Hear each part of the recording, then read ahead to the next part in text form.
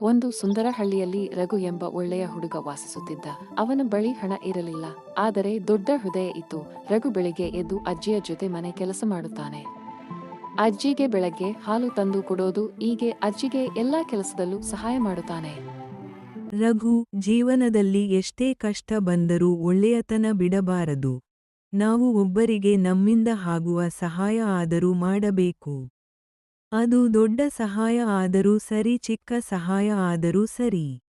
ಹೇಗೆ ಕಾಲ ಮುಂದೆ ಹೋಗುತ್ತಿದ್ದು, ಒಂದು ದಿನ ರಘು ತನ್ನ ನೆರೆಮನೆಯ ಅಜ್ಜಿಗೆ ಹಣ್ಣು ತಂದು ಕೊಡುತ್ತಾನೆ. ಅಜ್ಜಿ ಆಶೀರ್ವದಿಸುತ್ತಾಳೆ. ಹೀಗೆ ರಘು ಅಜ್ಜಿ ಹೇಳಿದ ಹಾಗೆ ಎಲ್ಲಾ ಕೆಲಸವನ್ನು ಮಾಡುತ್ತಿದ್ದ. ಅವನಲ್ಲಿ ಆದಷ್ಟು ಇನ್ನೊಬ್ಬರಿಗೆ ಸಹಾಯ ಮಾಡುತ್ತಿದ್ದ.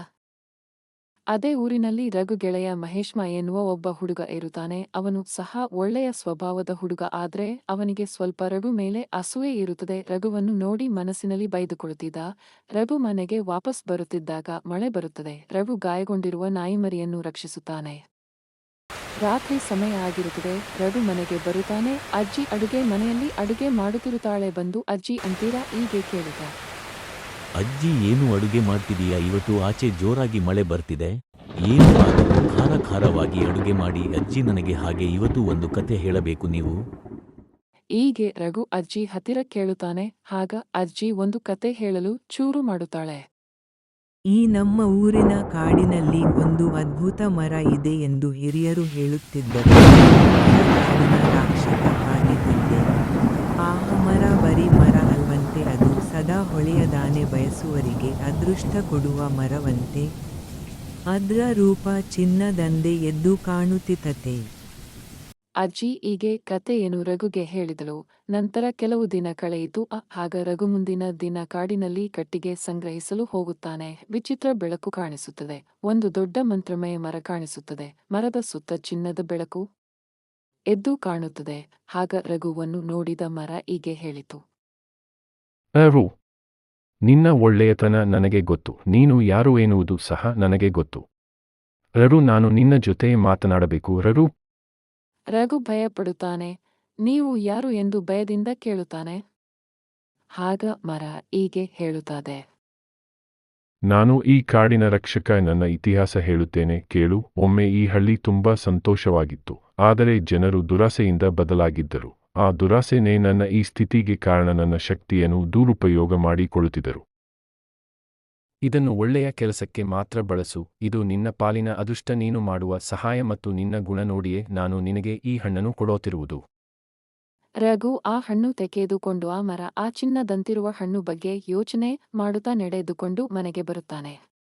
ಆಗ ಅಜ್ಜಿ ಎಲ್ಲಿ ಹೋಗಿದೆ? ಕಟ್ಟಿಗೆ ಎಲ್ಲಿ? ಯಾಕೆ ಖಾಲಿ ಕೈಯಲ್ಲಿ ಬಂದಿದೀಯಾ ಎಂದು ಕೇಳುತ್ತಾಳೆ. ಆಗ ರಘು ಆ ಹಣ್ಣನ್ನು ತೋರಿಸುತ್ತಾನೆ. ಏನು ಇದು ಚಿನ್ನ ತರ ಇದೆ, ಇದು ಯಾರು ಕೊಟ್ರು ನಿಂಗೆ ಎಂದು ಕೇಳುತ್ತಾಳೆ.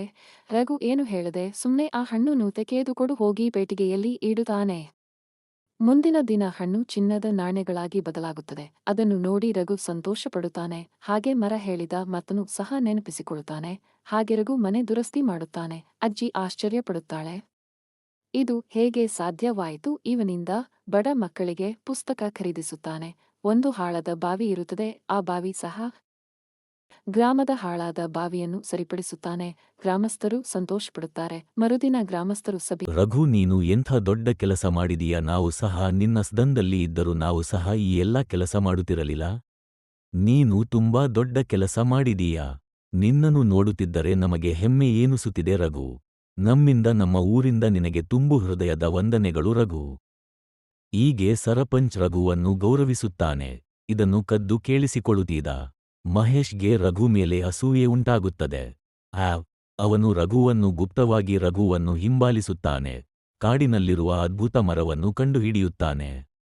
ಮಹೇಶ್ ಮರದ ಬಳಿ ಹೋಗುತ್ತಾನೆ. ಹೋಗಿ ಮರವನ್ನು ಹೀಗೆ ಕೇಳುತ್ತಾನೆ. ನನಗೆ ತುಂಬಾ ಚಿನ್ನ ಬೇಕು, ಕೊಡು. ಆ ರಾಘುಗೆ ಮಾತ್ರ ಕೊಡ್ತೀಯಾ? ಅವನು ನಿನಗೆ ಏನು ಕೊಟ್ಟಿದ ಹೇಳು, ಅದನ್ನು ನಾನು ನಿನಗೆ ಕೊಡುತ್ತೀನಿ. ನನಗೆ ಯಾಕೆ ಆ ಚಿನ್ನದ ಹಣ್ಣು ಕೊಡುತ್ತಿಲ್ಲ ಹೇಳು. ಹೀಗೆ ಅಹಂಕಾರದಿಂದ ಮಹೇಶ್ ಮರವನ್ನು ಕೇಳುತ್ತಿದ್ದ. ಆಗ ಮರ ಹೀಗೆ ಹೇಳಿತು. ದುರಾಸೆ ಅಪಾಯ ತರುತ್ತದೆ. ಇದು ಬರೀ ಒಳ್ಳೆತನಕ್ಕೆ ಮಾತ್ರ ಸಹಾಯ ಆಗೋದು. ಆದರೆ ನೀನು ನಿನ್ನ ಒಳ್ಳೆತನ ಮರೆತು ಈ ಕೆಲಸವನ್ನು ಮಾಡುತ್ತಿದೀಯಾ? ಎಚ್ಚರ. ಆದರೆ ಮಹೇಶ್ ಕೇಳೋದಿಲ್ಲ. ಕೋಪದಿಂದ ಎಲ್ಲ ಹಣ್ಣುಗಳನ್ನು ಕೀಳುತ್ತಾನೆ. ಆಗ ಏನು ಆಗುತ್ತೆ ಎಂದರೆ ಮಹೇಶ್ ಹೇಳಿದರು. ಕೇಳದ ಹಾಗೆ ಮಾಡಿದ ತಪ್ಪಿಗೆ ಹಣ್ಣುಗಳು ಕಲ್ಲುಗಳಾಗುತ್ತವೆ. ಆಕಾಶದಲ್ಲಿ ಮಿಂಚು ಗುಡುಗು. ಮಹೇಶ್ ಅನ್ನ ಎಲ್ಲ ನೋಡಿ ಎದರಿ ಹೊಡುತ್ತಾನೆ. ಮಹೇಶ್ ಕಾಡಿನಲ್ಲಿ ದಾರಿ ತಪ್ಪುತ್ತಾನೆ. ಒಂದು ಮರದ ಕೆಳಗೆ ಕುಳಿತುಕೊಂಡು ಭಯದಿಂದ ಅಳುತ್ತಾನೆ. ರಘು ಅವನನ್ನು ಹುಡುಕಲು ಬರುತ್ತಾನೆ.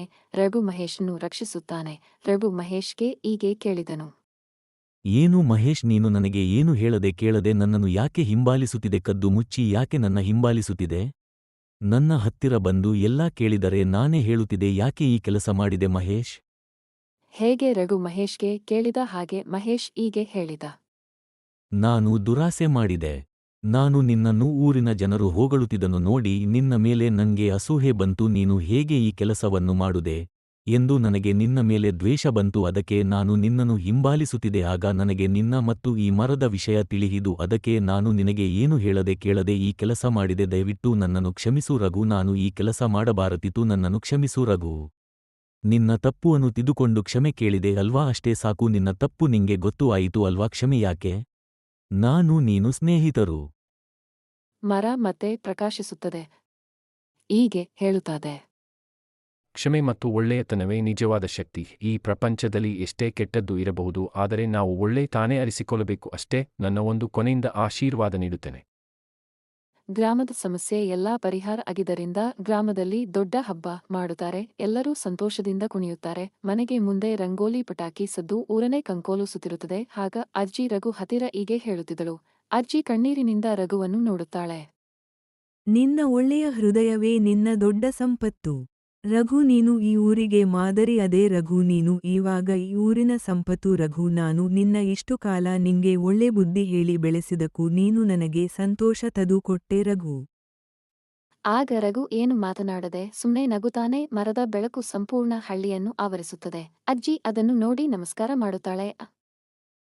ನೀತಿ, ಒಳ್ಳೆಯತನ ಮಾಡಿದರೆ ಅದ್ಭುತಗಳು ನಮ್ಮ ಜೀವನದಲ್ಲಿ ನಡೆಯುತ್ತವೆ. ದುರಾಸೆ ಮನುಷ್ಯನನ್ನು ಕೆಡಿಸುತ್ತದೆ. ದಯೆ ಮನುಷ್ಯನನ್ನು ಎತ್ತರಕ್ಕೆ ಕರೆದೊಯ್ಯುತ್ತದೆ.